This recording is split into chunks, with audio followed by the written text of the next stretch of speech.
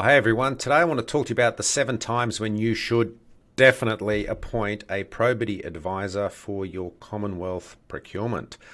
Hi, I'm Simon Zarifa from Shrewd. We provide commercially astute people to the Commonwealth to help the Commonwealth successfully deliver value for money projects. So the 7 times when you definitely want to appoint an external probity advisor. Let's get into them. 1. If your transaction is highly complex, of high value and highly contentious, then if it's any one of those 3 or a combination thereof, you definitely want an external probity advisor.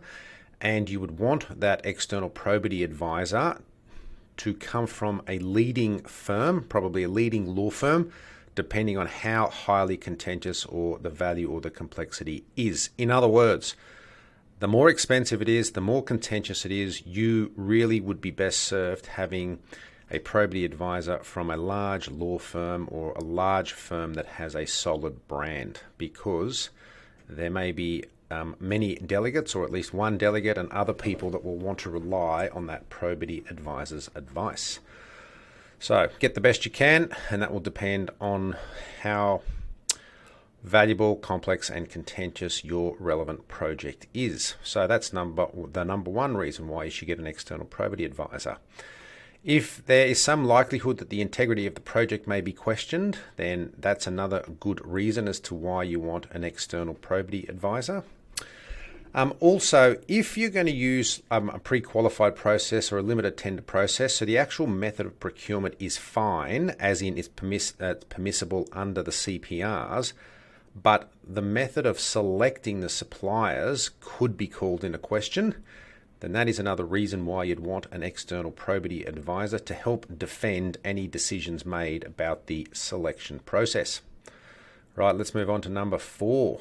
So if there's been a history of controversy, litigation, and any in the project or relating to the project, then you definitely want an external probity advisor. If the matter is of high political sensitivity, then you and your delegate need some protection. And the best way you can get that is, wait for it, from an external probity advisor. Now, number 6, if the nature of the marketplace makes the supplier more likely to make a complaint than others, then that is another great reason why you want an external probity advisor, so that you have someone on hand that can help you deal with those grievances and those complaints.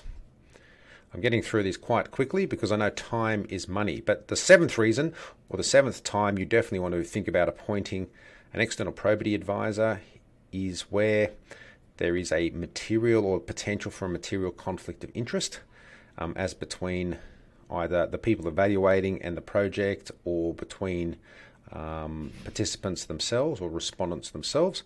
Then you definitely want that external probity advice to help protect you. So they are the 7 reasons or times when you definitely want to appoint an external probity advisor. I won't go through them again, but you can just replay this if you want to see it. See those again. But what I would just mention quickly before we go is some of the attributes of your probity advisor. So what should you look for in your probity advisor? Well, obviously they need to be independent and free from any conflicts of interest, and they should, in fact, it's a lay down misere, as in it's a given that they should have a good understanding of government policies and procedures. Most often in the Canberra and Commonwealth market, probity advisors are called from large law firms, and all those partners and senior associates or special counsel, they generally all have that experience. Now, just one other thing to bear in mind is that even though you'll get a probity advice that will defend the course of action or the decision that you're going to make, that doesn't absolve you and your delegate from your accountabilities and obligations in relation to the proper conduct of the procurement. So the external probity advice will go a long way to giving you some comfort that the decisions you are making are appropriate in the circumstances. But at the end of the day, unfortunately or fortunately, depending on how you look at it, it all is still up to the delegate to sign off on the relevant procurement. But it's very low risk for them to do so where they are acting consistently with their probity advisor's advice. So those are the 7 things to think about, or the 7 times when you should definitely appoint an external probity advisor.